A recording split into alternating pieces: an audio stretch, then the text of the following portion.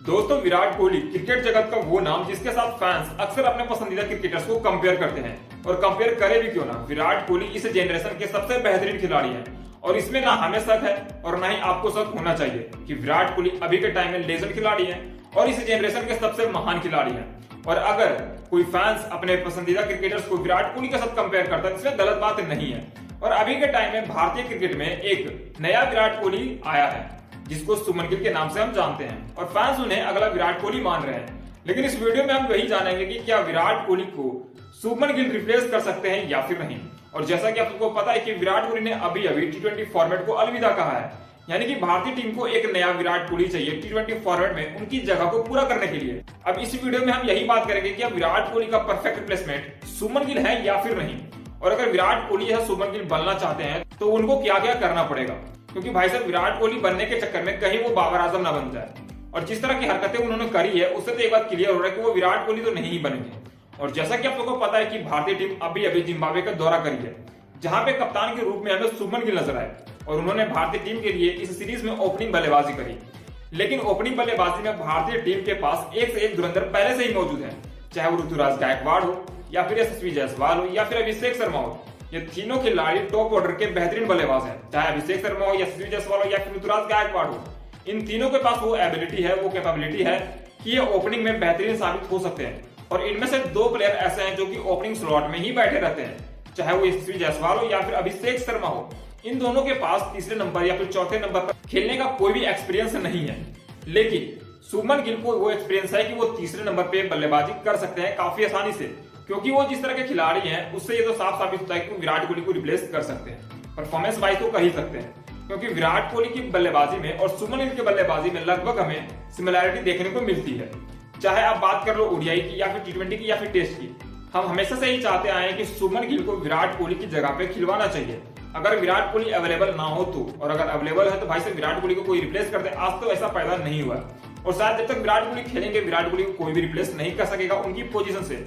लेकिन जो कि जिम्बाब्वे के साथ दौरा हुआ, वहां पे सुमन गिल ने अपना एक रवैया अलग ही तरीके से हमारे सामने रखा, जिससे वो विराट कोहली तो नहीं बन पाए लेकिन बाबर आजम वो जरूर बन गए। क्योंकि बाबर आजम और सुमन गिल में हमें इस सीरीज में एक चीज कॉमन देखने को मिली, वो ये था कि वो अपना पोजीशन गंवाना नहीं चाहते थे। आप सबको पता होगा कि बाबर आजम तीसरे नंबर पे बल्लेबाजी करते थे, लेकिन वो जब से कप्तान बने हैं वो अपनी टीम के लिए ओपनिंग बल्लेबाजी करना चालू कर दिया, जहां पे उनका परफॉर्मेंस डाउन ही गया बल्कि ऊपर नहीं आया। हाँ, रन तो बनाए हैं बट उस रुतबे के साथ नहीं बनाया जिस हिसाब से उनको बनाना चाहिए था। उनका स्ट्राइक रेट शुरू हुआ, मैच को बीच में फंसा देते हैं, उसके बाद वो चले जाते हैं अपना स्कोर बना के। यानी कि उनका मैसेज जो हमारे पास आ रहा था वो ये था कि भाई साहब इंडिविजुअल परफॉर्मेंस करो, टीम परफॉर्मेंस आए भाड़ा में। ठीक वैसा ही नक्शे कदम पर सुमन गिल हमें चलते हुए नजर आए। भाई साहब टीम को पीछे रख रहे हैं और अपने परफॉर्मेंस को वो आगे रख रहे हैं, क्योंकि तीसरे T20 में हमें साफ देखने को मिला था कि उन्होंने अभिषेक शर्मा को रिप्लेस करके वहां पे यशस्वी जायसवाल को बिठा दिया, बल्कि खुद रिप्लेस नहीं हुए। जबकि सुमन गिल के पास तीसरे नंबर पर खेलने की वो एबिलिटी है, लेकिन अभिषेक शर्मा के पास वो एबिलिटी नहीं है।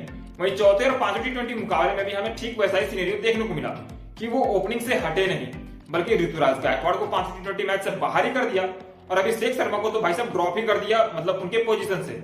जिसके बाद ना तो अभिषेक शर्मा का परफॉर्मेंस हमें देखने को मिला, ना ही ऋतुराज गायकवाड़ का वो एबिलिटी वाला परफॉर्मेंस हमें देखने को मिला, और ना ही सुमन गिल का ही हमें वो 200 स्ट्राइक रेट वाला परफॉर्मेंस देखने को मिला। हाँ, सुमन गिल ने रन तो जरूर बनाया बट 160 का स्ट्राइक रेट से रन बनाया, जो कि अभी के टाइम में T20 में उतना सुटेबल नहीं है। अगर इसी स्ट्राइक रेट के साथ वो तीसरे नंबर पर बल्लेबाजी करते तो शायद एक बेहतरीन खिलाड़ी साबित हो सकते थे। लेकिन जिस तरह का परफॉर्मेंस वो दिए हैं इस सीरीज में, उससे साफ साबित हो रहा है कि भाई साहब वो बाबर आजम बन रहे हैं, बल्कि विराट कोहली नहीं बन रहे हैं। अब इससे कई सारे फैंस ऑफेंड हो सकते हैं, बट वो थोड़ा सा अगर सोच ले कि भाई साहब अगर वो तीसरे नंबर पर बल्लेबाजी करे और विराट कोहली की पोजीशन पे करे, और अगर वो विराट कोहली जैसा ही परफॉर्मेंस दे तो वो कितने बड़े खिलाड़ी बन सकते हैं। क्योंकि ना हमें और ना आपको पर्सनल इश्यू तो सुमन गिल के साथ नहीं ही है, और जिस तरह का रिस्पांस हमें फैंस का भी देखने को मिला है सुमन गिल के प्रति, भाई साहब अलग ही लेवल का देखने को मिला था, खास करके तीसरे और चौथे T20, शायद चौथे और पांचवें T20 मैच में, क्योंकि वहां पे उन्होंने अभिषेक शर्मा को ड्रॉप आउट कर दिया था उनके पोजीशन से। जिसके बाद ना तो अभिषेक शर्मा का परफॉर्मेंस हमें देखने को मिला, जबकि उन्होंने उससे पहले वाले मुकाबले में 47 गेंदों में 100 रनों की पारी खेली थी।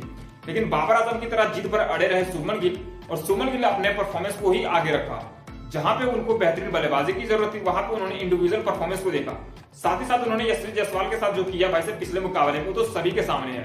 उन्होंने यशस्वी जायसवाल के शतक को रोककर अपना 50 पहले पूरा किया, उसके बाद उन्होंने एक लंबा शॉट जड़ दिया जिसके कारण यशस्वी जायसवाल का शतक भी चूक गया। भाई साहब वहां से तो सभी को यकीन हो गया कि वो विराट कोहली तो नहीं बन रहे बल्कि वो पक्का बाबर आजम बन रहे हैं, क्योंकि बाबर आजम भी अपने इंडिविजुअल परफॉर्मेंस को ही तवज्जो सबसे पहले देते हैं और ठीक उसी प्रकार से शुभमन गिल का भी वही रवैया में देखने को मिला। और वहीं से शुभमन गिल के ऊपर फैंस ने करारा प्रहार करना चालू कर दिया, जो कि शुभमन गिल के लिए भी काफी हानिकारक हो सकता है आने वाले टाइम में, क्योंकि भाई साहब फैंस का प्रेशर सब कोई नहीं झेल पाते हैं। हमने देखा विराट कोहली के साथ जो 2019 से 2021-22 तक हुआ था, भाई साहब कभी भी भुलाया नहीं जा सकता। और विराट कोहली से खिलाड़ी के साथ अगर ऐसा हो सकता है तो ऐसा आपके साथ भी हो सकता है। दोस्तों अगर आपको भी ऐसा लगता है कि शुभमन गिल विराट कोहली नहीं बल्कि बाबर आजम बन रहे हैं तो हमें कमेंट करके जरूर बताएं।